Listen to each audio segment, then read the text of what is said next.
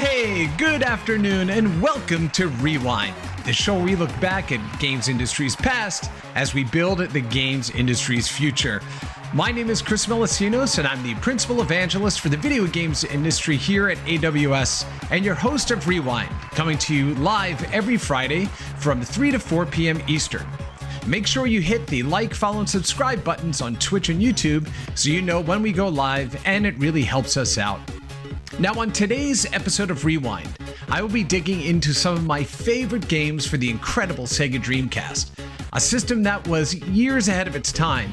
It laid the groundwork for online console gameplay, a controller that was the inspiration for the familiar game controllers we have today, and a level of innovation that stood apart from the rest of the console crowd.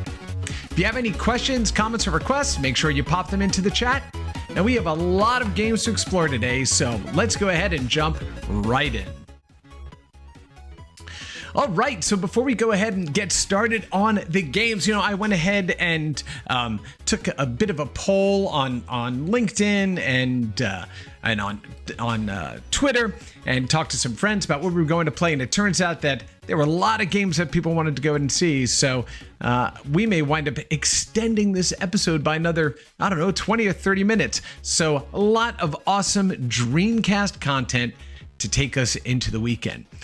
But before we go ahead and do that, normally I would go ahead and prepare a bunch of background and history on the console that we're about to go ahead and experience. But with the number of games that I want to at least touch on and get through, I decided we'll take a little bit of a shortcut. Instead, why don't we just go ahead and take a look at the launch commercial for when the Dreamcast was first hitting the market. Now remember the era in which this video aired, right?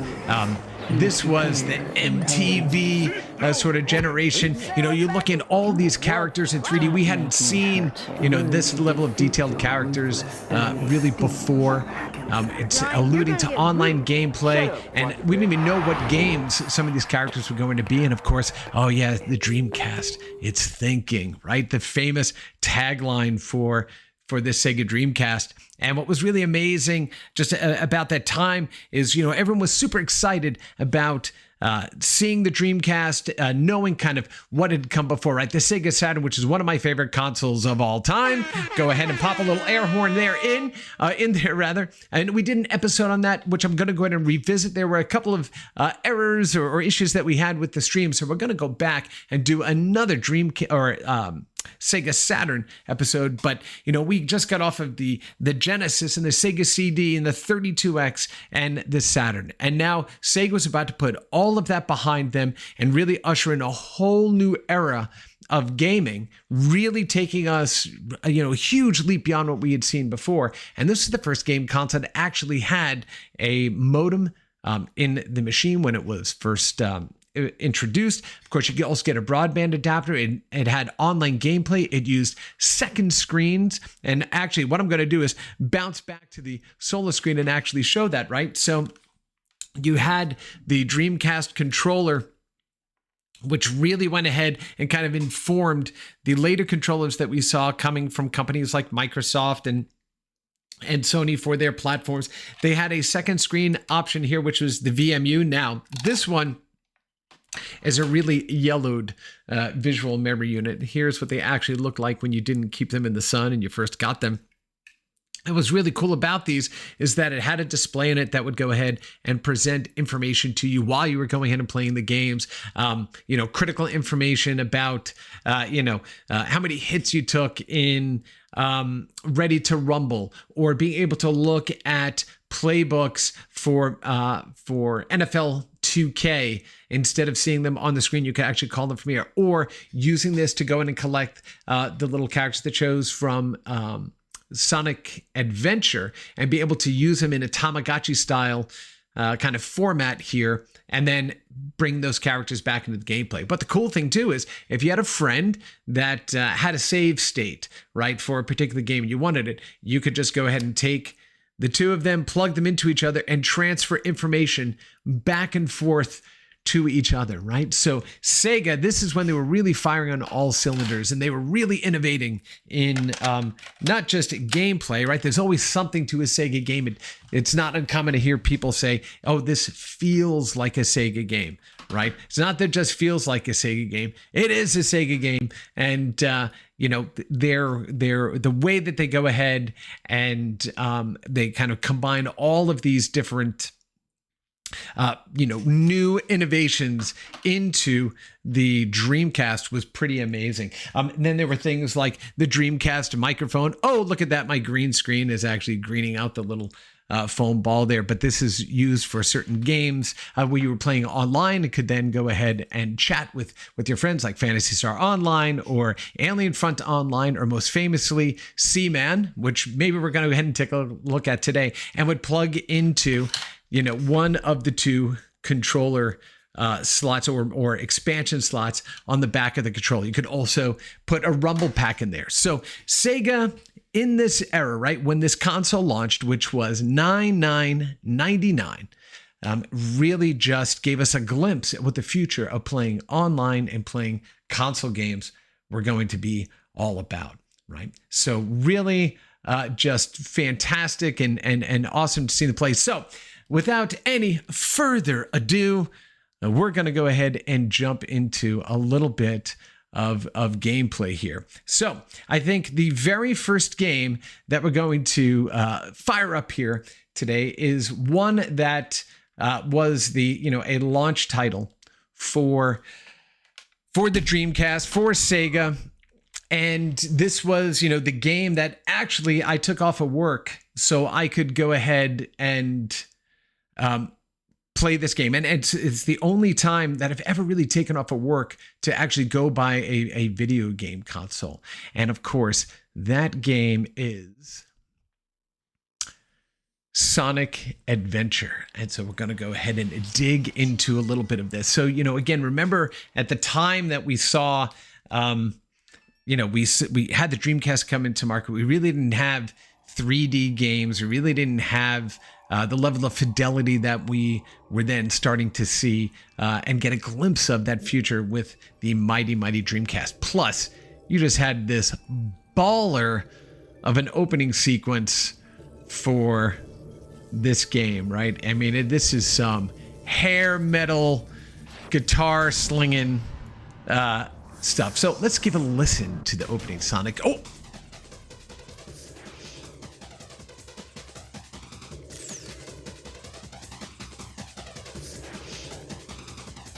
Right, so it's all this fast-moving stuff and loud music, and oh my goodness gracious, and here we go.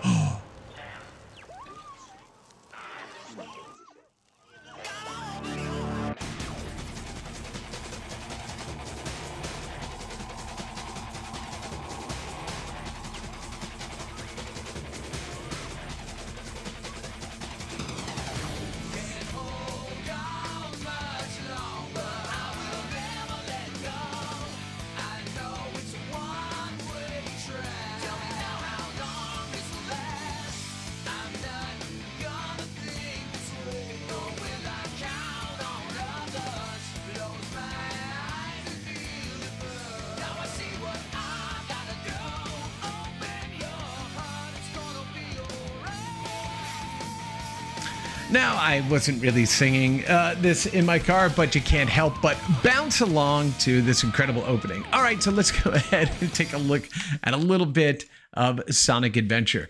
So, you know, this is the first time again that we saw Sonic really, truly in a 3D environment. We all kind of wanted this on the Sega Saturn. Never really came to fruition. We had a glimpse of it in like Sonic Racer or Sonic R, and we had a little bit of this in you know, one of the Sonic collections where they were this 3D overworld and we could run around. But you know, we had really only seen the type of 3D games, you know, that were going to be coming out from of course Nintendo with Super Mario or Mario 64, but this was just a different level of fidelity, of depth, of gameplay that we just hadn't seen before. And I mean, one of the big problems, quite honestly, with this game is how fast it is, right? How floaty it happens to be. So we're going to go ahead and take just a little look here at... So you have this opening environment here. We see people walk around. So fully, built out, well, not a fully built out city, but a little city section. And let's see what happens here. Oh, no.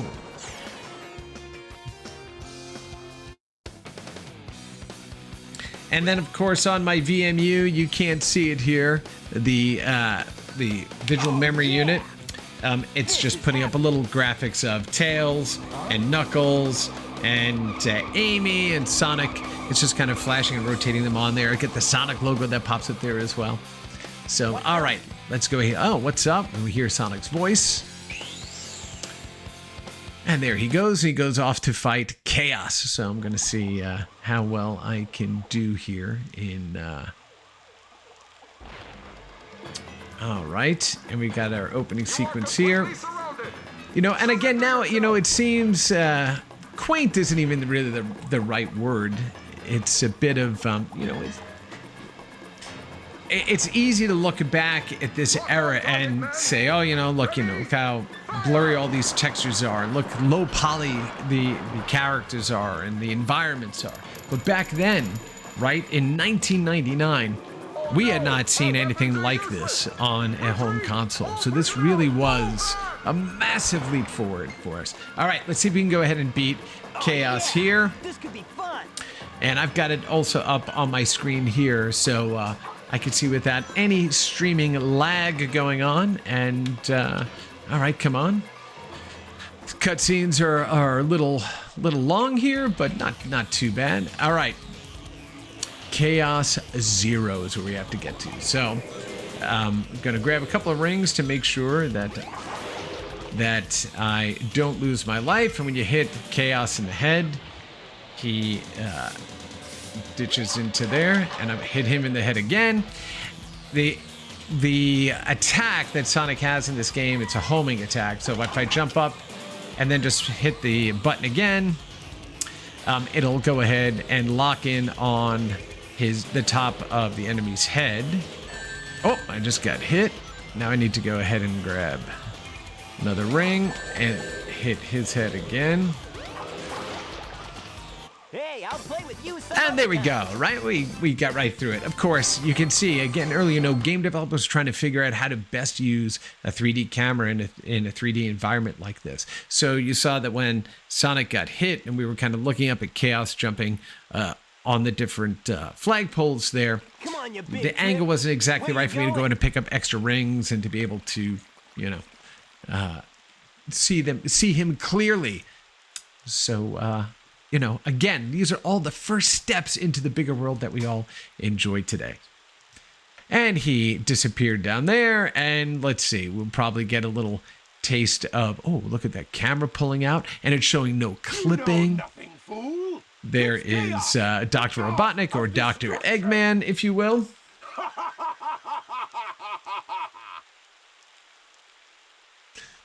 And laughing and completely out of sync animation, as was par for the course during that era. And now here we are back at the hotel. I remember when I first was playing this game, and I got a chance to see and move around the environment. Jumping into the water for the first time was like, oh my God, I can't believe that, I can see underwater and we have all this transparency going on.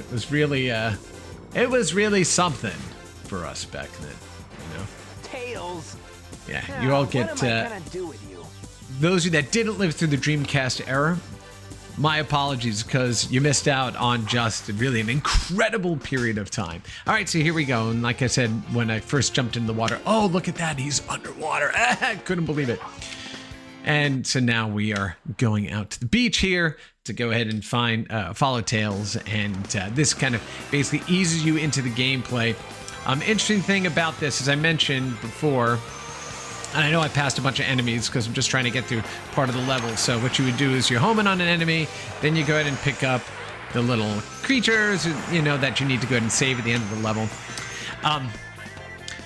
When I was building the Art of Video Games exhibition for the Smithsonian. Of course, this is one of the games that I included in the exhibition, or one that was actually voted upon and won by popular vote. And I was capturing all the footage of myself playing through all of the games for the exhibition. And there were two games where the creators of the games, or the publishers, said, hey, whoever's playing your game doesn't really know how to operate it correctly or operate with the camera correctly. And so we're going to provide footage from the same areas. Sonic Adventure was one of them. And the other one was Metal Gear Solid. And I remember meeting with Hideo Kojima to do the interview with him at the exhibition. And I told him, I had beaten Metal Gear, and I had my PlayStation 1 memory card with me to show him. And he said, oh no, that was, Konami. That wasn't me criticizing you playing. He was so kind and just so nice about it. But yeah, we were amazed at the speed of the environments and the expansiveness of it. You saw Sonic kind of just caught the tail or the edge of the ledge there and dropped in. But this was Sonic Adventure, and it was just incredible. It's just something big and expansive we hadn't really experienced before, and really kind of set the tone for what we could expect from Sega in this generation and then going forward. So yeah, let me go ahead and clear out this level here. We'll get to the end of the beach stage.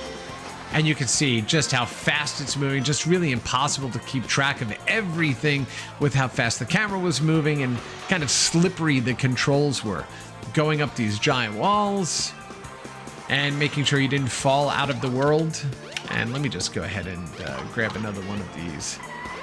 Oh, yeah, and you have to make sure you actually collect them. Otherwise, they don't count when you get to the end of the level. And so here we go. We're going to go down through here and back up here and through this gate, and big roller coaster drop. Jump on panel number 1. It will take you to panel and 2, you can see this is almost let me see, almost like a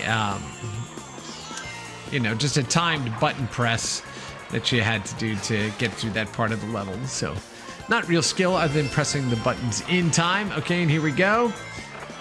Oh, look how fast he moves. Alrighty, and we're coming around the corner here. Dolphins in the air, and then, of course, there's Tail. And there we are. Hey, Elf Soprossi, how are you doing? Excellent. Thank you for joining us this afternoon. A little whoop whoop. Yeah, not bad. Yeah, not bad. C, level C, a little rusty on the Sonic the Hedgehog, but that was Sonic Adventure. And again, this was one of the launch titles that I basically took time off of work to go ahead and play through at home. All right, so let's go ahead and reset the Dreamcast here. If there are there you go. You voted for Sonic on LinkedIn, had to pop up and see how I performed. Hopefully, I didn't do too poorly for you there. I'm resetting my Dreamcast right now so we can go ahead and jump into the next game. Another one that was requested was a game called Rez, one of my favorite games. I bought it on multiple platforms. And we're going to go ahead and dig into that in a moment. So let me go ahead and get that set up. The great thing about Rez, apart from it just being an incredible game that you can go ahead and pick up on, most modern platforms, including on like VR headsets like the Oculus or the MetaQuest, or on the PlayStation VR, is this, really combined that all of the cyberpunk, hacker-ish, kind of vibe and style and, feeling from the early era of games. So why don't we go ahead, or this era where we're kind of moving into a completely connected world. So let's go ahead and jump in and get a little Rez going here. And what's awesome about Rez, right, is so you're flying through this computer network that's basically going to destroy the world, and it's got this virus in it, and you basically have to hack through it and basically free the network and save humanity and do all this other kind of crazy stuff. But what's really cool about the game as well is the soundtrack builds based on your performance in shooting down the enemies as you go forward. And so now you can imagine, this game running in a 4x3 format, which was common at the time. Now going in and playing this on something like a MetaQuest or a PlayStation VR headset just totally changes the entire feeling. You're immersed in that virtual world. So let's go ahead and jump into a bit of Rez. The music was amazing. And this is the time, again, a lot of electronica, a lot of kind of funk and pop, kind of all combining into this musical genre. And of course, it's all set up to look like you're in a network. No audio there. And now I can lock onto two enemies, and then this piece that lets me pick up, which will evolve my character. So basically, every time you evolve, it's like adding another hit that you can take to your character. So what I'm doing is I'm targeting each one of these enemies using a reticle and then firing at them all at once. And that should unlock if I collect all of them. It'll go ahead and unlock these power-ups, an overdrive or an evolution for me. Now, that little box, if I go ahead and shoot it, it's basically going to try to unlock the next level. So what I can do is let the box pass me by, and the password protector you can see up there. And now it just continues adding stronger enemies, harder enemies into the gameplay. This is an overdrive, so I picked that one up. And an overdrive is basically like a smart bomb, right? That'll clear the screen of all the enemies. But you can hear that right now we don't have much of a soundtrack. We're starting to hear some tones because they build as you go ahead and progress through the levels. So now I'm going to speed up my gameplay a little bit so you can actually hear the music start to build. And let me know if the music is coming in clear or not. There's a missile coming at me there. And there is an upgrade. Now this is a game where you would want to have the soundtrack, right? Because it's just extraordinary. And when it builds, it just becomes this massive cacophony of sound and sight that was just, again, unlike anything that we'd seen before. This is what we, thought flying through the network was going to look like, right? It almost reminds me of a scene out of Hackers, which, hey, is one of my favorite bad movies. Isn't that right, kids? Yay! And it's not even that it's bad. It was great. I absolutely loved it, right? Risk architecture is going to change everything, blah, blah, blah. All right. So there we go. Ooh, I've almost evolved to the next state of my character here, of my avatar, I should say. And we're going to do that right now. So now you'll see that I have a bit more definition to my limbs there. And so now I can take an extra hit before dying. Right? And that's basically what the evolution does. So I believe you start off with being able to get hit by 3 enemies when you first play the game, and then you evolve to take more damage. So, all right, let's go ahead and get out of this level. And you'll hear that once I do that, the music is going to start to pick up pace, right? Oh, and let's hit that.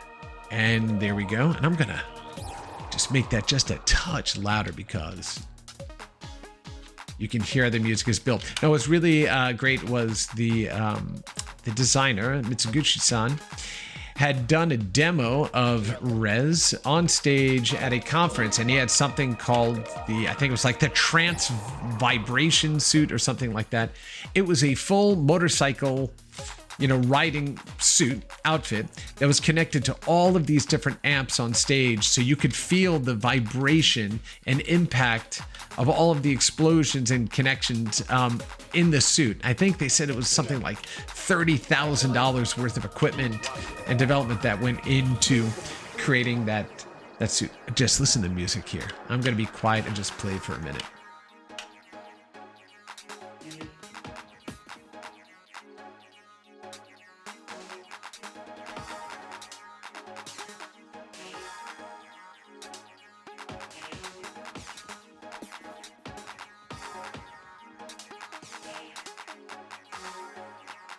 Oh, there's my overdrive.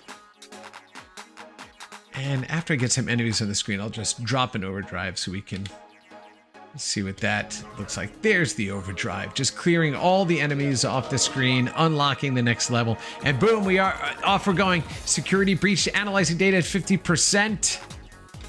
So good. Now imagine, you know, this just pumping through a really, really good set of headphones, or even better, an awesome surround sound system in your house with big ass subwoofer. Just really freaking amazing. All right, here we go. We are now 60% through the first area here.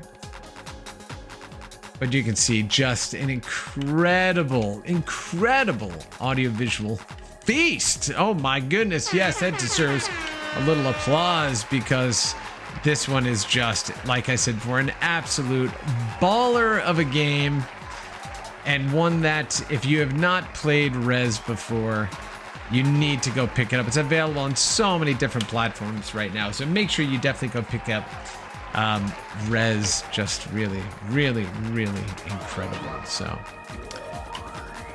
and that is Rez. So we're going to move on now to another game that also has an incredible music and incredible music soundtrack, and is stylistically amazing. So we're going to go ahead and let me go ahead and put a little swirl by Waterflame while we go ahead and change out our next game here. If there are games you'd like to go ahead and see, make sure you go ahead and pop a recommendation or a request into the chat channel, and I will do my best, if I have it at the ready, to go ahead and fire it up and play it for you. But we're going to go ahead and move on to another game that was just really, like I said, stylistically, musically, it just set an entire vibe for type of games that we're going to follow or emulate it. This game is called Jet Set Radio, or Jet Grind Radio, and there are games like Bomb Rush Cyberpunk that I believe is still making its way out, and there was another game that was kind of similar in style that made its way onto Steam recently that you can go check out, also on the Xbox. But why don't we go ahead and flip on over to a little bit of Jet Grind Radio.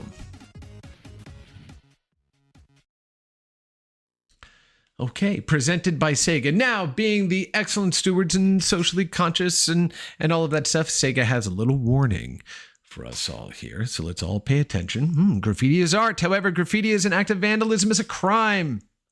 Growing up in New York City, in Queens, in the 1970s and 1980s, there's some graffiti in my in the vicinity of my home, and perhaps some that was created by friends, right? So yeah, tagging's one thing, but graffiti art, amazing art. And what Jet Grind Radio had you doing is you were part of a street gang that was on rollerblades that had to go ahead and mark their territory in Tokyo-to, which is a fictitious town, and you grind through the environment. You pick up spray cans, and you have to go ahead and tag different environments while avoiding opposing gangs and avoiding the police that are out to get you. And this was, an open world type of game, so you could go pretty much anywhere you wanted to in the environment. And oh yeah, just so much fun. So and again, the soundtrack for Jet Grind Radio and Jet Set Radio Future, which followed, just amazing. I remember I had purchased one of them for a friend for Christmas, and he was just like, oh my God, this thing was unbelievable. They use real DJs. The music just endures. It's as great today as it was back when this game originally launched. So let's jump into a little Jet Grind Radio. And let me see if I have a.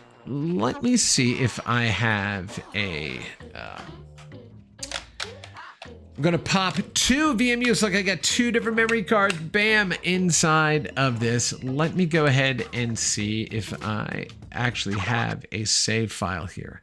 I don't believe I did. So no save file, which means we're going to have to go ahead and start by playing through a little bit of the tutorial level. So my apologies there.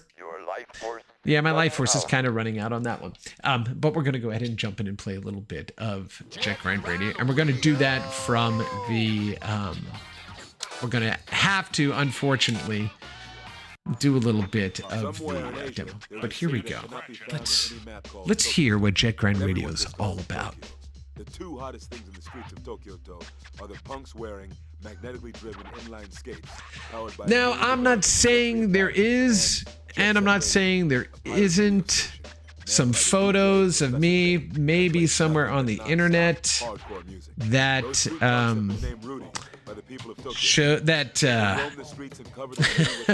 that shows me with spiked blonde hair, or entirely platinum hair, or entirely blue hair, and cyberpunk style clothing, out there in the wilds of the internet, that may or may not have been influenced by games like this of its era. There was an entire clothing brand called Energy, which I believe came over from Italy, and I remember buying some of my first piece of clothing when I was in Italy for a conference, and I was like, oh yeah, all of this just looks like stuff that we would wear in Jet Grind Radio. So yeah, there's some of that. The internet never forgets. Just remember, the internet never forgets. All right, now we're going to watch Gum, and we're going to have to follow Gum as she's teaching us how to traverse the world of Jet Grind Radio. So right now, all we're doing is we're skating. We're going to go ahead and jump onto the top of this car. And let's see if I can do the same thing. All right, here we go. And of course, the faster you do it, the more points you can collect, and you can go a little bit faster by pulling on this trigger, but you can't run at that full speed all of the time. And this is where I always kind of screw this up. Let me see if I can hit it. Oh, I hit it. Yeah, first time. Whoa, whoa, whoa. Oh, no, I wasn't joking. Did you find one, Elf Safrasi? Because if you did, let me know there in the chat. I don't believe we have links opened up for URLs, but you can let me know, or let me know what you searched for in the chat, and we'll show you.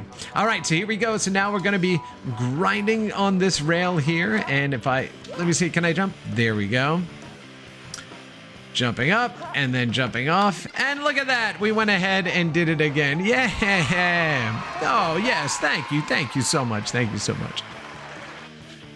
Your name alone brings pictures from the glory days. Yes, there aren't very Melissinoses in the games industry or in the computer industry, so it's kind of easy to find, I think, the body of my work over many years. All right, so here we go. We're going to pick up some spray cans, and now we're going to go ahead and tag some cars and just make sure the cops don't see you doing it.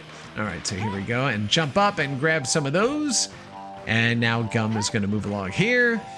And we got a tag as we're sliding by. Now, one of the not problems, but kind of the control issues with this game was that when you're tagging a vehicle or something, sometimes you can just pull a single trigger like that. Oh, come on, jump already. Oh, my goodness gracious. And I want to go in the other direction, dang it. So yeah, you can see a little bit of the collision there. Okay, let me see.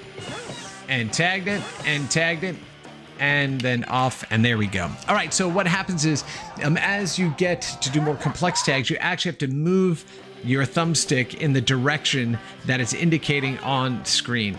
So it becomes a little problematic, especially when you're trying to avoid the police and other gangs. Oh, look, here we go.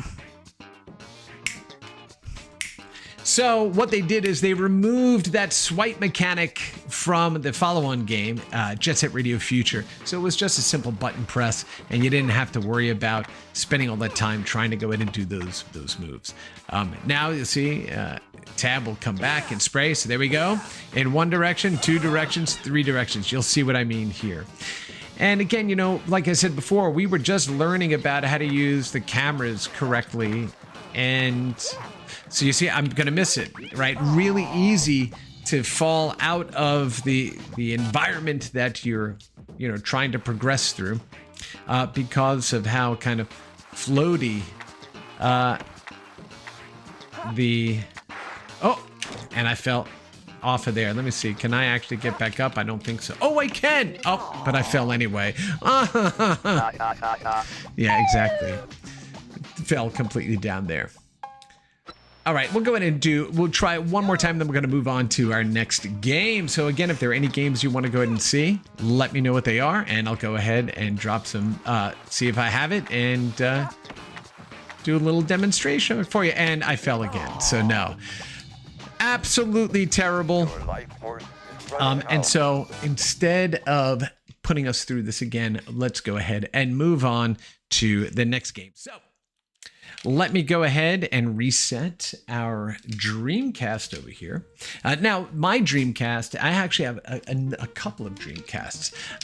One of them is the one that I'm playing on right now, which is a custom case. So it's this beautiful translucent purple, and it's modified. I've got, you know, a fan mod in there, and I've got a power supply mod in there, and I also have an optical drive emulator in there as well. So that way I can go ahead and make sure that my collection stays pristine and play the games I want to go ahead and play on the system without having to go ahead and bring up the discs all the time and risk damaging them.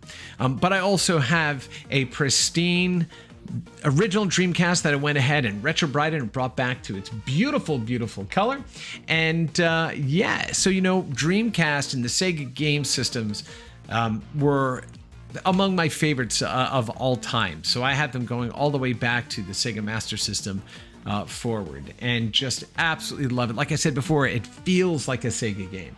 All right, let's go ahead and bring up, oh my goodness, well, we can't go ahead and do a Sega game without bringing up this next game, which of course is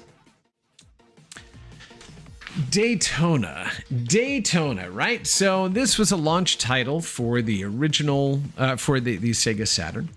And then there was the Daytona USA Championship version of the game.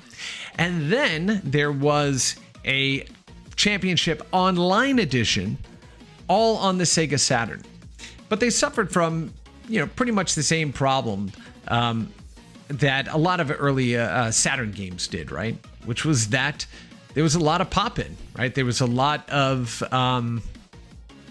glitchiness to that system, because, you know, Saturn was one of the first 3D, you know, consoles, or 3D capable consoles, came right out alongside or a little bit before the PlayStation 1, came after, of course, the 3DO, which we're going to do a future episode on 3DO. Somebody had requested that, so I'm going to make sure that we get a little 3DO love going on here in a future episode. But let's go ahead and jump right into the Sega Dreamcast Daytona. Now, what I love about this first Daytona is the music, of course, right? Completely iconic. Blue Skies and Go Away are just these incredibly iconic songs from, again, this era of gaming, and any Sega fan knows what these are. And the Sega Saturn, the Championship Edition that came out, did away with the original mixes, and this version on the Dreamcast brought them back. And now we don't get the pop-up that we had in the Sega Saturn version. We see a lot more visual effects going on, including things like skid marks on the asphalt that remain for the duration of the race, but it still has that real floaty arcade kind of controls to it, right? And so we're gonna see how well I can slide around this environment. I mean, just listen to that music. Really, really awesome. Brings up so many great memories of playing this game, and a bunch of different modes. Championship mode, time attack modes. You can go in and see your records, but you'll also notice on here is net battle and versus battle. That's right, because the Dreamcast came with a 56K modem out of the box. It was designed to be online. In fact, back during the day, if you signed up, I believe it was with AT&T, and you would get a Sega Dreamcast for free, along with your, I think, 2-year subscription to like ATT Net, something like that, which was an online service. So this machine was designed to play multiplayer online right out of the box. And at the time I was working at Sun Microsystems, right? Little shout out for Sun Microsystems.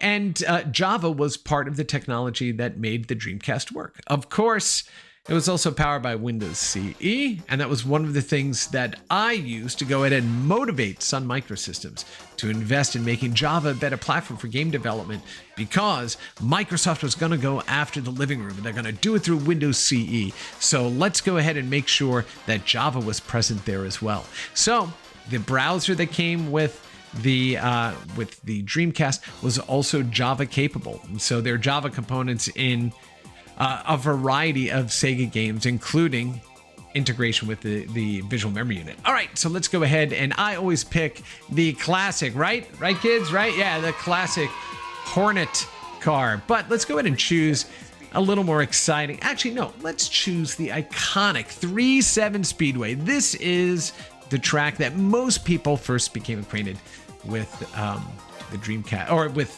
Daytona with, right? All right, and this was as close as you could get to the arcade at home. And we're going to listen to that beautiful music that starts right up. Rolling start. 3, 2, 1, go!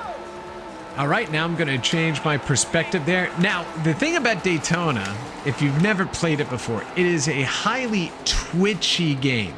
So even though you have an analog controller with the Dreamcast, it still twitches. So you can see the animations here as I am trying to slide around this track here. The car is pitching left to right pretty wildly. So it does take a little time to get used to the peculiar control mechanics of Daytona, which also has incredible crash animations. But you can see over the Sega Saturn, there's no pop-up coming in further down the track. Oh my gosh, man, I just got completely wiped in this one. Let's see if I can actually slide through this one. Nope. Oh my goodness, I'm going to not even make it around for this next lap. And just slid right through there. And again, you know, like I said, we had not seen arcade type of games at home. I'm going to jump inside the car. You can see some damage to the hood. And let's see if I can just crash. Nope, not crashing there. But again, this game, just amazing for its time. We had, you know, the reflections of the sky and the environment and everything in it. We had the damage to the cars. We had all the little graphical elements that you see in the environment there.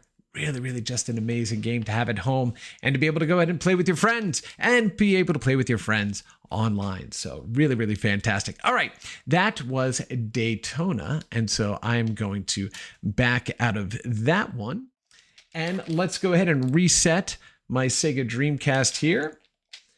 And let's go ahead and pop into the next game. I think the very next game that we have to do, right? We're going to take a look at it for a moment. It's called, you know, maybe we're going to have to do another episode where we take a look at Seaman. So that way I can go ahead and get a little bit further ahead with it. All right. The next game that we're going to go to play is, again, another iconic game. And this one, you know, again, from its music to its style to the environment, was really representative of the era in which it was released, and that is Crazy Taxi. Now, unfortunately, let me show you what we're going to have to do here.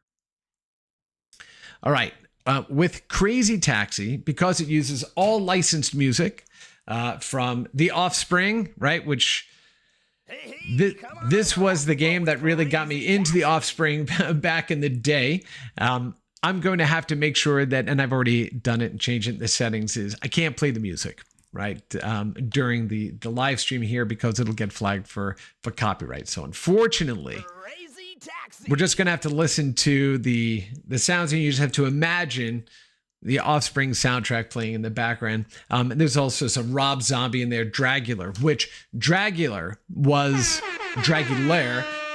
a song that was used in so many games during this era. Like, it kind of almost became cliche in game development circles that, oh yeah, you got a game from 2000, 2001, it has to have a Rob Zombie track in it. But of course, what's the first video game? Does anyone know what the first video game that had a white zombie soundtrack in it? I won't tell you yet. If anybody that's watching knows what the answer is, go ahead and pop it into the chat if you know what it is, and I'll let you know if you're right or not. Don't Google it, right? Don't Google it. But yeah, there was a game that came out with a white zombie soundtrack, and it was perfect for the game that utilized it. All right, so we're going to go ahead and select Axel. I also had in my home here, I had a full sit-down Crazy Taxi game. In fact, yeah, and it was just massive, and I'll talk about that in a minute. So basically the game here is you got to pick up people, and then you follow this green arrow, and you have to get them to their destination before the time runs out. And you have all these environmentals where you can jump over things, and the more cars you hit, the less points you make. So you want like these near misses to get a better rating. And so now we'll go into drive, and we'll go pick up a person over here. So the way that works is a yellow means they're kind of relatively close to where you are, but not entirely. A green means they're really far away. A red means they're super close. And what all of that translates to is the amount of money you make in each one of these fares.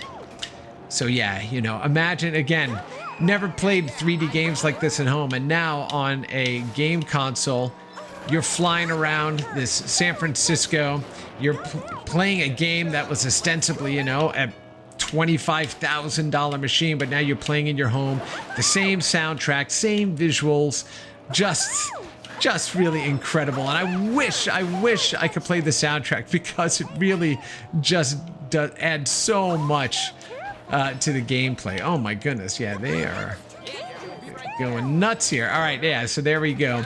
That's Crazy Taxi. And one of the cool things about Crazy Taxi as well is it used all licensed buildings. So you had to take people to, I believe, like a Levi's store and to a KFC and all that kind of stuff. It would help if I also put the car into gear.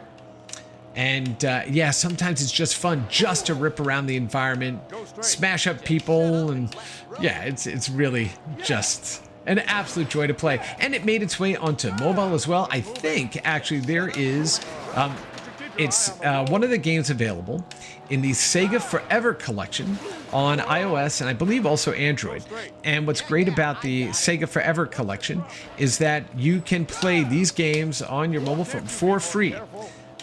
Basically, and they are the full conversions of these games. Again, it's not going to have the licensed music that you know, that makes the game so much fun, because, you know, license or licenses, right? But you can go ahead and play Crazy Taxi on a whole variety of different platforms. So this one, again, really, really awesome.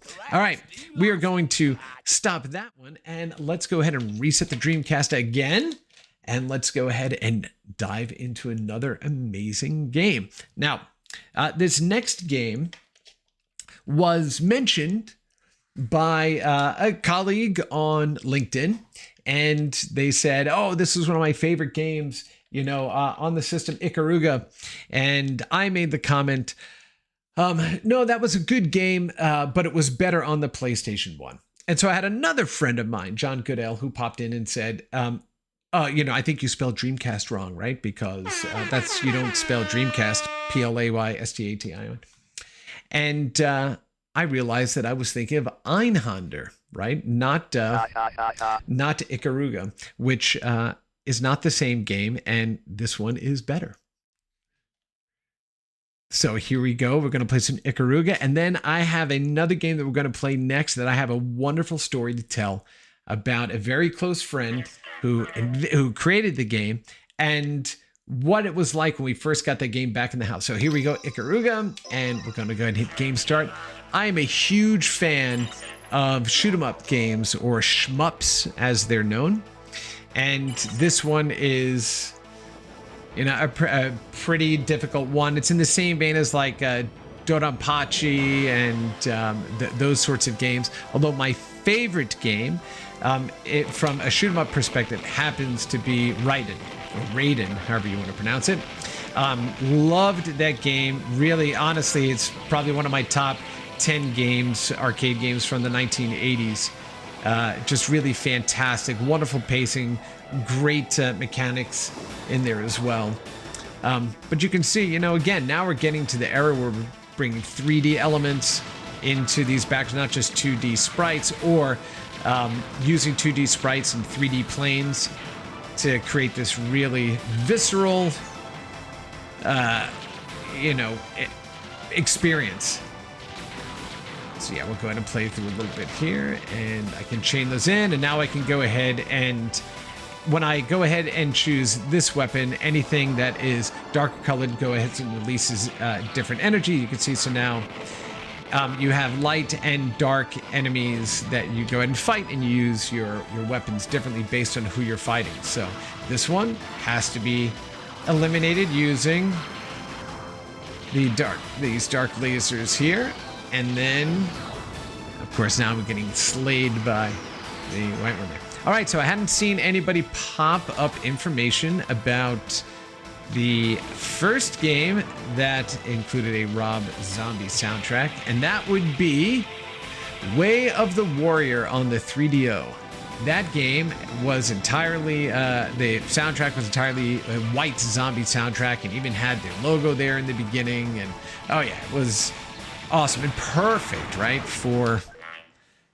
You Googled it and keep your mouth shut. Well, since Elf Sophrosties, we're the only ones in here right now. So I think we're good. All right, so let me go ahead and change out to my next game. Now, what I love about this next game is not only did a very, very close friend of mine make this game, and he just really a prolific game designer and game industry veteran, and currently working at Nintendo, but came from Sega. He worked at GameTap and did just an incredible history in the games industry. That gentleman happens to be Scott Hawkins. So, hey, Scott, if you're watching or not, you're getting a quick shout out here today. And back in the era of these, when Scott had created this game, is when I first really got into the games industry. So this is going all the way back to the late 90s, early 2000s. And it is a game that you'll see when I show it to you. It is a puzzle game called Sega Swirl. Yes, Sega Swirl, everybody. And Sega Swirl is just a wonderful, straightforward puzzle game, but with a lot of really unique things that they tried to do with this. And I'm going to show you what that looks like right now. All right, and so we're going to do this through the Sega Smash Pack Volume 1, right? So again, this is an era where Sega was creating compilation discs so you could get multiple games, for your Dreamcast through a single disc. And this one included a bunch of Genesis games and Sega PC games. So Virtua Cop 2, which also showed up on the mighty Sega Saturn, is available here to play as well. Columns, Wrestle War, Shining Force, wonderful game. Phantasy Star 2, Vector Man, really amazing. Streets of Rage 2, one of the, right kids? That's right, one of the greatest side-scrolling beat-em-ups ever made, and one of the greatest soundtracks of any game of its era. And you had all of these games here, but here is the lovely Sega Swirl, and there's Scott Hawkins right there at the top. We'll go ahead and bring this game up, and see it says powered by Microsoft Windows CE. No, actually that was the wrong button. No, it needed to have been powered by Java, but we were not there yet at that time. And so here we go, Sega Swirl. And what I love about this game as well is that it was the first game that I had for the Dreamcast where my wife was like, oh, okay, this is really neat. One of the things about working in video games is, you know, you may have family members or people that are not into games that look at the stuff. You're like, look at how amazing this looks. Yeah, but they don't look like real people. No, but do you know what the tech is doing? It's like, yeah, but it doesn't really look like a real person. So I'd have that kind of conversation all the time. But this was the first game I was able to put the controller in her hands. She's like, oh, this is really awesome, really challenging, you know, really cool game to play. All right, so here's the thing. You'll notice that you have all these different options in your menu here. And one of them is split screen challenge to play with their friends, or single game challenge where you're handing the controller back and forth. But there was also one called email challenge. So as you went ahead and played a level, you could go ahead and exchange email to let the other person you wanted to play with know that it is their move or it's their chance to play. So this was built in to the game as we were moving into the online era. Remember, the web was really only launched to the world in 1994, just basically 5 years prior to the launch of this, right? Half a decade of living with the browser. So we were just still trying to figure all this stuff out. Email was still a primary mode of communication for the vast majority of people. And there was that option right here in Sega Swirl. So let's go ahead and take a look at, I will play it untimed, even though it won't take long to get through this. Really simple concept, but highly addictive. So the idea is you clear as many, you need to clear the entire board. And then when you go ahead and you select a color that has, well, I'll show you. When you select a color like these oranges here, what I want to do is I want to get as many blues together, so to have a nice grouping of blues right around here in the middle.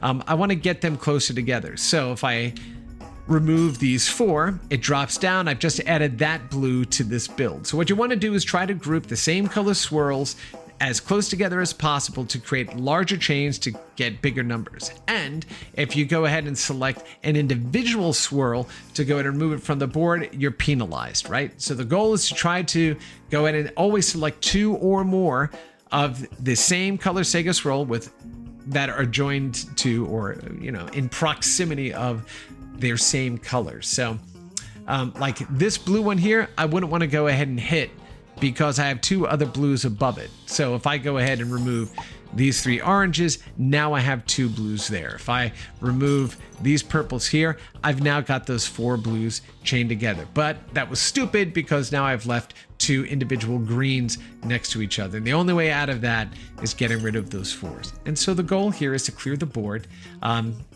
as fast as you can if you're doing time, and with as many points as possible. And the way to, again, to go ahead and do that is to chain those big groupings of a color together to maximize your points. So let's see if we can go ahead and do that. I'm going to drop these blues. I'm going to focus on the greens right now. Let's see if I can go ahead and bridge those greens and get those in there. So I've got these blues here, and I have one straggler blue at the top and a straggler purple there.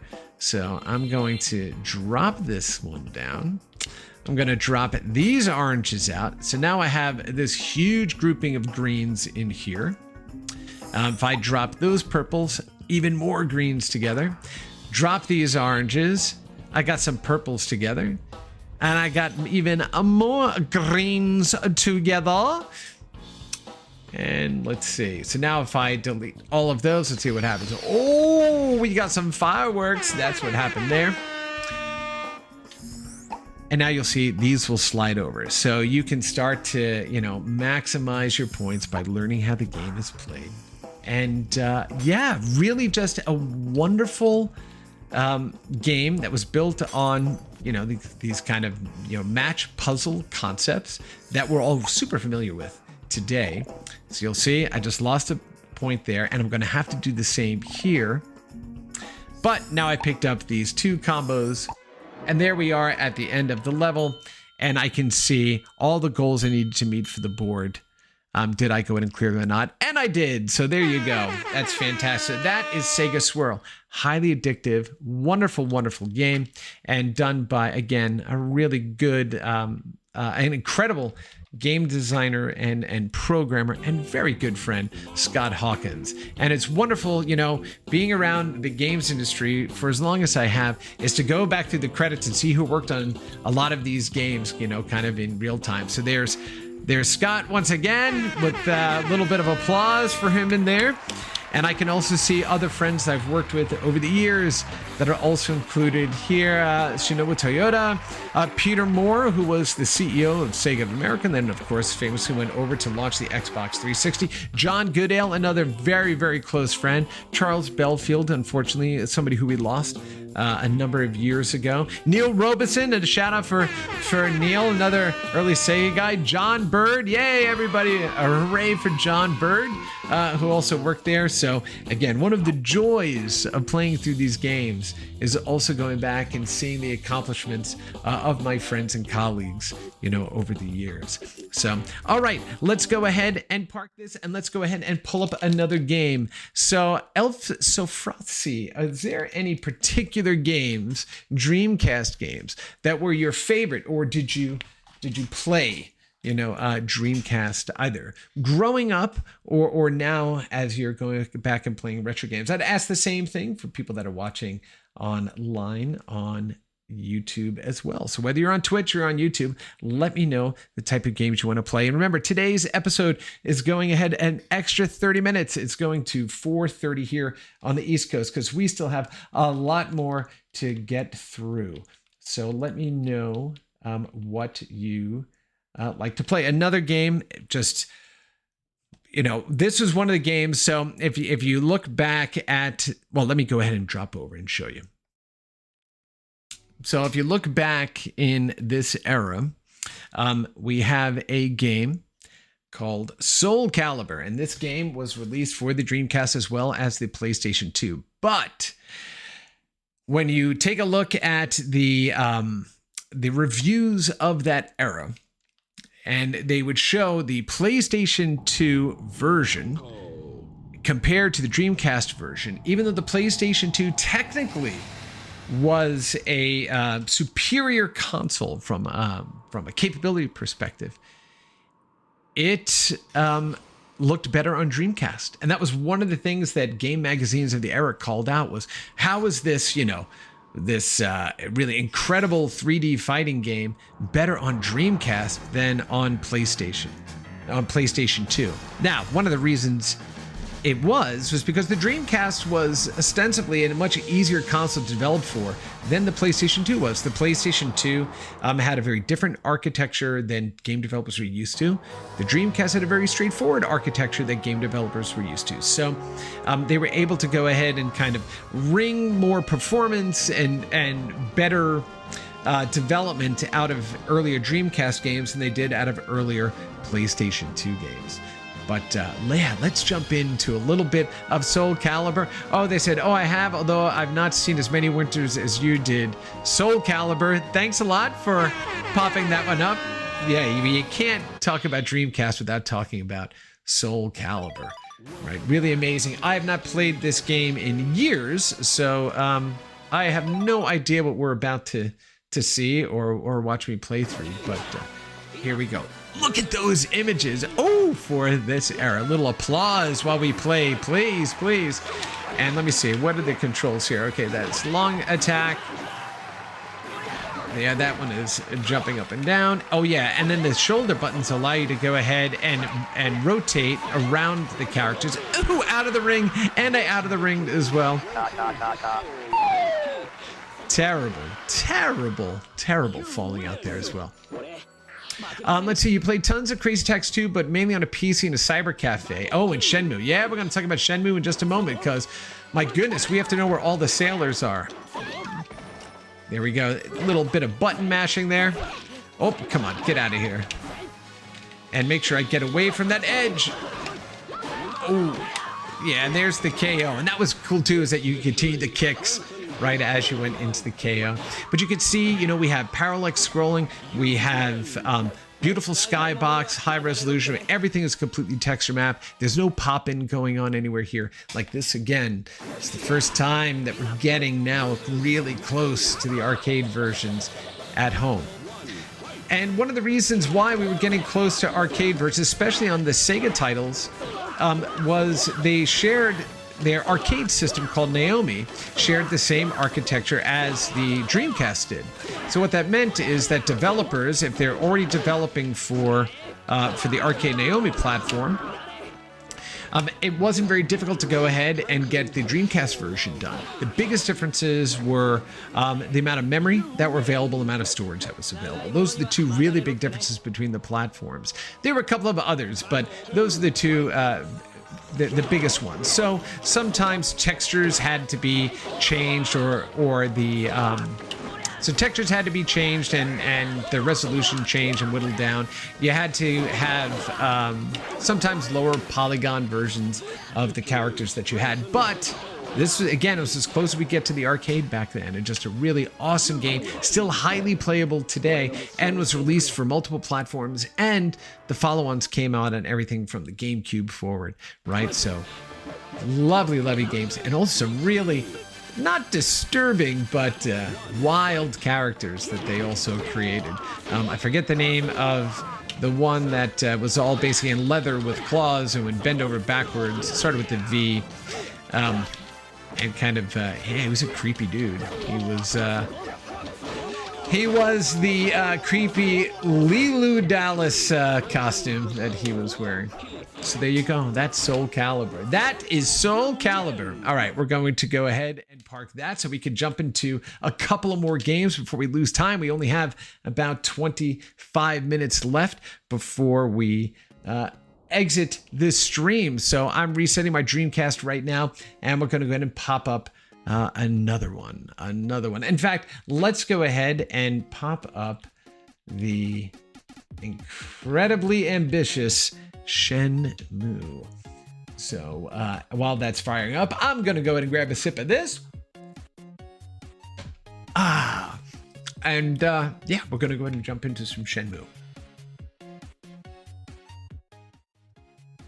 And let's go ahead and do that here. And I'll stop this music because we want to hear Shenmue. Now, the cool thing about Shenmue was this was really an incredibly ambitious project that was helmed by Yu Suzuki, very famous leader at Sega, and was the creator of AM2, which was their arcade division. Of course, he pioneered 3D fighters like Virtua Fighter and all these things going forward, and a really incredible storytelling. And I believe this game originally was slated or was positioned and being developed for the Saturn. When they realized it wasn't capable enough, they went ahead and moved it over to Dreamcast. And this was one of the most ambitious projects video games ever made of its time. I believe the budget was somewhere approaching about $50 million overall.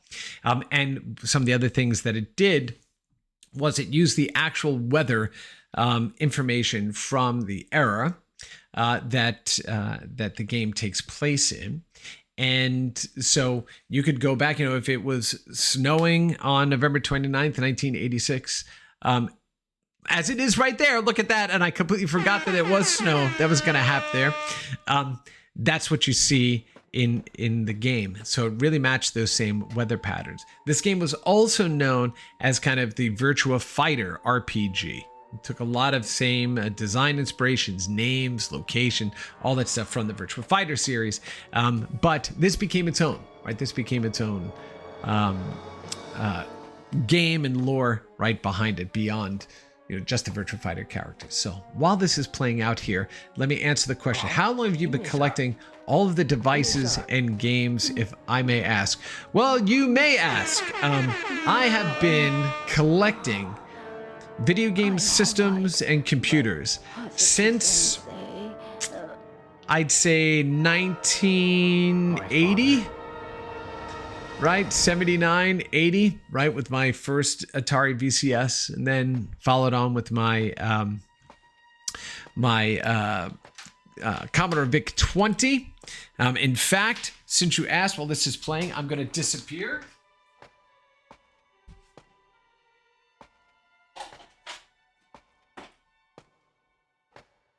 and I'm going to share with you. You know, my collecting goes all the way back to my original Pac-Man Coleco tabletop that uses a compact fluorescent tube that still works.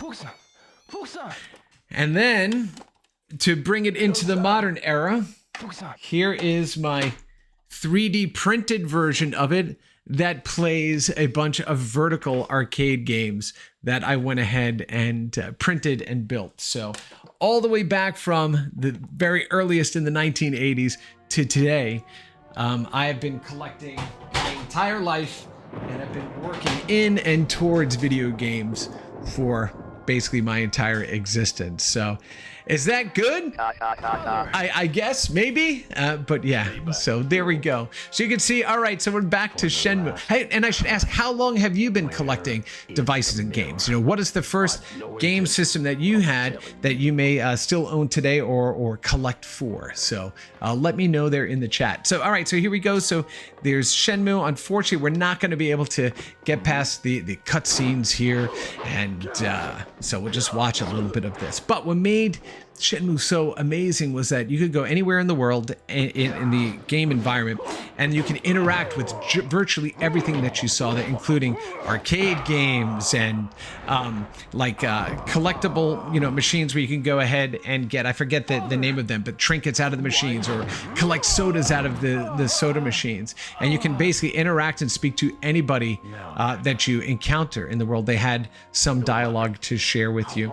This is the game that also popularized the quick time event, the QTE, where rather than have you go ahead and manipulate and fight your way through a particular area, you may just have to go ahead and press the button or press in a direction that they want you to go. So it kept the action going, and it found a good balance between gameplay and movie, or gameplay and story, right? So, and you can see, you know, it's really ambitious what they were trying to do here with Shenmue. Your son. Wait. No, he's going to hand over the mirror so he doesn't kill his son. Oh my goodness gracious, the tension that this game builds on, right? So you were born in 1990, but your first was a Commodore 64. Yeah, the Commodore 64. You have all of the old school systems that you have to connect to a TV, but no handhelds though. I find myself collecting more handhelds now than most of the other big systems, because I wind up doing a lot of deconstruction of systems or rebuilding systems and bringing them back to life. And I find that the handhelds are a pretty fascinating space. And I have stuff going all the way back to the original LED or LCD. LED. Handhelds from Coleco and all that stuff kind of going forward. But yeah, pretty amazing stuff. All right, so we're not going to be able to play through Shenmue because we only have about 20 minutes left, and I want to get to some more games. But you can see this was, you know, establishing this kind of broad 3D based open world RPG, and Shenmue was one of the first ones to do it in this era and really kind of set the template going forward. And you could search any, you know, drawer, closet, device inside of your home or in the spaces that you would visit. Most famously, he's always asking for sailors, wants to know where the sailors are, because it's where he's going to be examining or investigating. And so unfortunately, you get a lot of that reputation, or you get a repetition rather, and that became, you know, kind of this meme. Oh, so you got all the modern stuff, but not emotionally attached to them. You know, that is interesting. We talk about where video games kind of sit within our continuum as individuals. You know, it's the earliest game systems that we have that really kind of speak to us, right? And so, do you have any of the really early game systems, or what was you said the Commodore 64, do you still have your Commodore 64? And if so, do you still play with the Commodore 64? Do you still break it out every once in a while? Let me know there in the chat. But this is Shenmue, and Shenmue, again, was setting forward the 3D RPG genre for consoles and the genre that we know today. All right, we're going to go ahead and pause that one there, and let's get back to some action-based stuff on the Dreamcast. We'll put a little Byzantine song here from Waterflame while I am rebooting my Dreamcast over here. We'll turn that off and turn that back on. And yeah, in the 15 minutes we have left, I'm going to try to get through maybe 2 or 3 more games, and then we'll go ahead and wrap up and get us off into this weekend, into our holiday weekend. And I'm super excited about the next episode of Rewind. One of the guests that we're going to have in there, I don't want to give it away until we go ahead and announce it, but really, really awesome. And if you have any interest in the way older video games were made or older systems were developed for it, you're not going to want to miss that episode. So, all right, let's go ahead and jump into... let us see.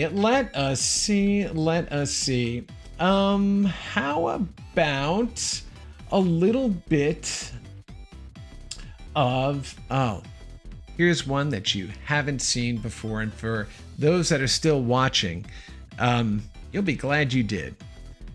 So let's jump back over and check out this next game. So this is a game that was completed for the Dreamcast, but never released.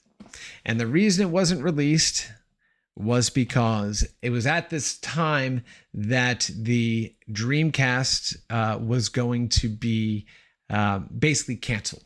The Dreamcast only had a very short period of time in which it lived. I had the great opportunity to get to know a bit Peter Moore, who was the president of Sega, or the CEO of Sega of America, and Charlie Belfield, who was the head of marketing over there. And I worked with a bunch of folks over at Sega during this era. And unfortunately, this was the system was canceled well before it should have been. But that was kind of the state of Sega at the time, the state of the industry at the time. Today, right, they're back to that incredible powerhouse of creativity and the Sega games that we all know and love. But this is Half-Life, and Half-Life was completed once again for the Dreamcast, and here it is running right now at home, and you can see what could have been for us. And I'm going to go ahead and save this here so I don't have to go through that opening again. And we're going to save that there. And I've got a little save icon on my visual memory unit here. And here we go. So I'm looking around, and let me see which button travels. That's strafing, and this one is forward. Hello and welcome to the Black Mesa Hazard Course, where you will be trained in the use of the hazardous environment suit. Let's see if that volume is loud enough there. Let's begin by stepping into your suit. You can see it suspended. It doesn't, I don't believe that it forces you to, but in the training part of it, it does, right? So here you are. So this is, Half-Life, and it didn't require, a big PC to go ahead and play. It just required a Dreamcast. But unfortunately, most of the world never got a chance to play the game because the Dreamcast met an early sundown, and just really unfortunate that more people didn't get a chance to experience this. The controls take quite a bit of getting used to. Remember, we don't have dual joysticks at this time. I said at the beginning of the episode here, good Lord, I'm all over the place. I said at the beginning of the episode that the Dreamcast controller really influenced the modern controllers we have today. And if you take a look at the original Xbox controller, they talk about the fact that that the Dreamcast controller was the inspiration for the button layout that they had on their Xbox One. All right, so this is the wonkiness of this. So you move forward by pressing the Y button, and then not using the analog stick, you have to use the control pad underneath to jump. So the controller really wasn't set up for these types of 3D games, right? So they had to make these compromises and unique sort of control schemas to play these sorts of games. Here we go. I'm going to go forward and duck underneath, and duck again, and duck again. And so yeah, this was Half-Life. Yeah, and again, fully completed and running on the Dreamcast. So yeah. All right. So that is just a taste of what could have been if we didn't see the Dreamcast to kind of leave the market before really it should have, right? It's really just a shame. Really just a shame. But all right, let's go ahead and get back to our Dreamcast reset. And what do we have here? We have now 10 minutes left before we are done for the day. So let me go ahead and pop this back up and let's go ahead and see what we've got next on the mighty Dreamcast. How about a little bit of Ready to Rumble Boxing? Again, this is another one of those games that were a product of its era. And just well, you'll see, just a wonderful game that I just have fond memories of playing with my friends. Okay, and here we go. We are going to jump in. Of course, look at that, 1999. This is Midway's Ready to Rumble Boxing. And starring the voice talents of Michael Buffer, who comes in, and here we go. Let's get ready to rumble! Let's get ready to rumble!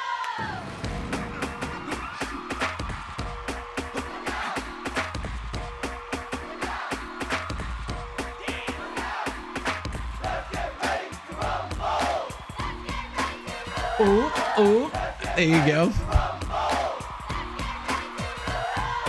So you can see, we talk about products of its era. This certainly is one of them. The attitude, the graphics, the music, the screen format, everything. All right, let's go ahead and jump in and play a little Ready to Rumble. All right. Yeah, let me see. Let me get familiar with these controls again, because I do not remember what buttons to press. See, now, you know, you say, the memories. You're going to go and listen to these soundtracks all weekend. So that's the homework. That's the assignment. So go find these soundtracks on Spotify. I bet has some of them, but somewhere on YouTube, get a good classic Dreamcast playlist going, and yeah, crank this one out the window and people go, what the hell are they listening to in their car? It's, yeah, let's get ready to rumble. All right, so we got high punch, right, left, low punch, left and right, low block. Okay, there we go. We got it. We're gonna jump in and play a little bit. Let's go ahead and jump in and do one round and then jump on to maybe one or two more games real quickly. All right, here we go. Those that may be watching on YouTube, if you have any requests, questions, please make sure you go and pop them in the chat. I've loved having Elf Sofrasi here with me today in the chat. So it's been nice just having this little back and forth. I also realized we're doing this show on the Friday right before a 3-day weekend, so a lot of people are out and away. But here we go. Let's get ready to rumble. A little air horn. From Zagreb, Croatia, wearing the blue trunks with Okay, here we go. from the District of Columbia. All right, let's see what we got. Oh, look at that little haymaker. Oh, man. Yeah, he is just... Oh, my God. Got to get out of that reach there. He is... Oh. Come on. Up. Oh, look at that dodge backwards there. Ooh.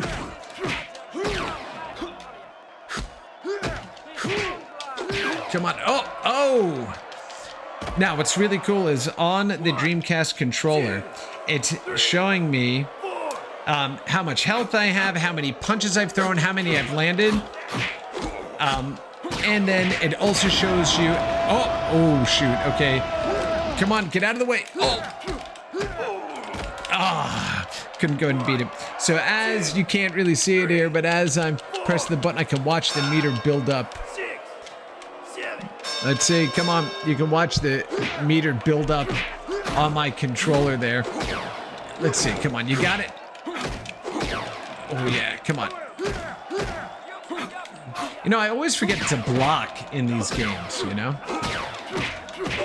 Oh, that's it. Now he's out. We are down for the count. Terrible. Your life force is running out. Terrible, terrible. All right, that is ready to rumble. All right, let's go ahead and maybe fire up one more game before we go ahead and get out of here for the long weekend, and maybe give you some inspiration for games that you want to go ahead and play, you know, while you're on vacation, you know. Definitely Dreamcast is an amazing system that's still pretty expensive to collect for. And it has a really active developer community as well. So a current developer community. So we're still seeing games coming out all these years later for the Dreamcast. Really, really, again, amazing console that was just way, way, way ahead of its time. Okay, so the last one we'll go ahead and take a look at is... What do we want to look at here? Maybe a little bit of Alien Front Online. This was a game that I really loved playing back in the day that also took advantage of the little microphone as well. And you could play online with your friends. And this was an adaptation from an arcade game, right? From a Sega arcade game. So really just a lot of fun. And of course, I do not have a network connection for my Dreamcast. I believe there are some efforts, or okay, let's go ahead and use the standard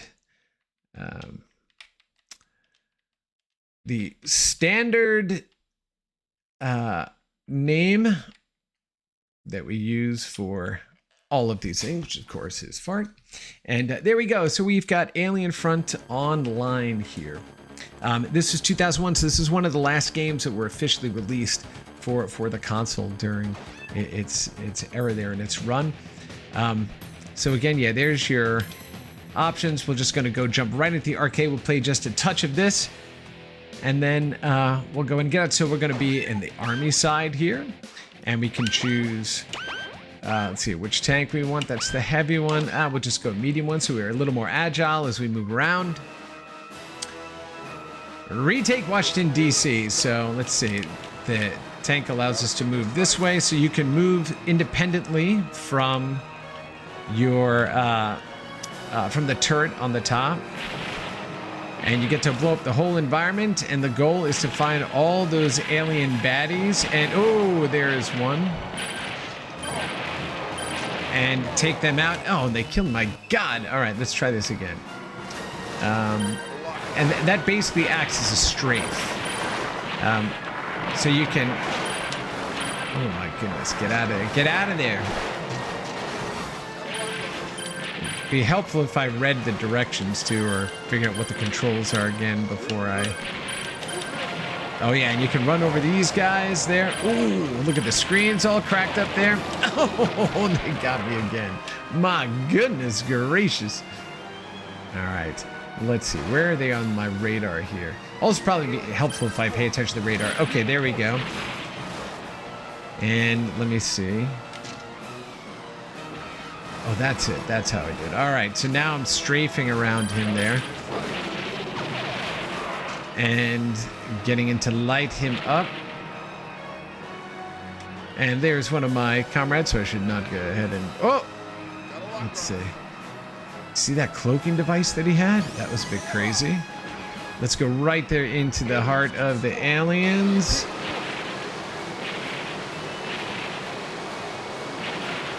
Oh yeah, that's right. You got them coming up from the water there to damage you. Fully destructible environments. I'm sorry, Abe. Didn't mean to destroy your space there. And again, the great thing is you can go ahead and play this one online, and you can be talking with your friends as you're playing. Just something we weren't doing on consoles right back in the day.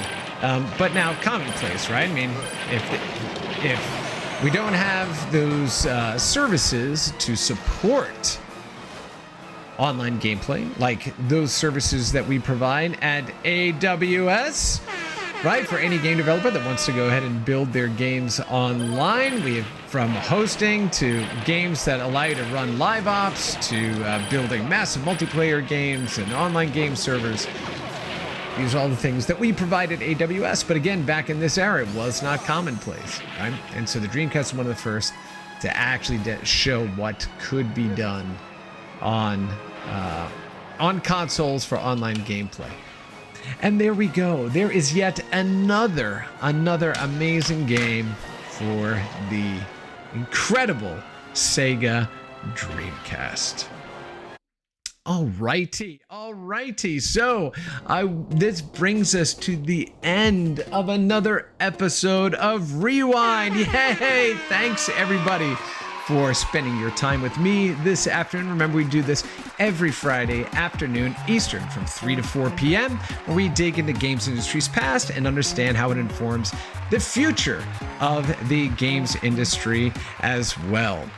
And so, again, as I mentioned, if you are a game developer from AAA games to indies, make sure you head on over to aws.amazon.com/gametech to check out all of the technologies, services, and offerings that we provide to game developers to enable them on their cloud game development journey. And special thanks to, as always, to Waterflame for the use of his music here on Rewind and all of the programs that I do and will be doing on AWS channels. And of course, if you care about the history of video games as much as I do, make sure you head on over to gamehistory.org, which is the website home of the Video Game History Foundation, which is a non-profit organization that is preserving the history of video games for future generations to come. I am a proud founding board member of this incredible organization. And yeah, make sure you head on over to check out all the incredible work that they're doing at the Video Game History Foundation to preserve that history